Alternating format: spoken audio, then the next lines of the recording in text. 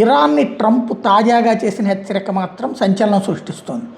మొన్న ఏదైతే ఒక అరగంటలో చూస్తారు అన్నాడు, ఆ రాత్రి బీభత్సమైన దాడులు జరిగినాయి. వందలు కాదు వేల కొద్ది డ్రోన్లతో, B-2 బాంబర్లతో, B-52 బాంబర్లతో విరుచుకుపడి పలు చోట్లను విధ్వంసం సృష్టించారు.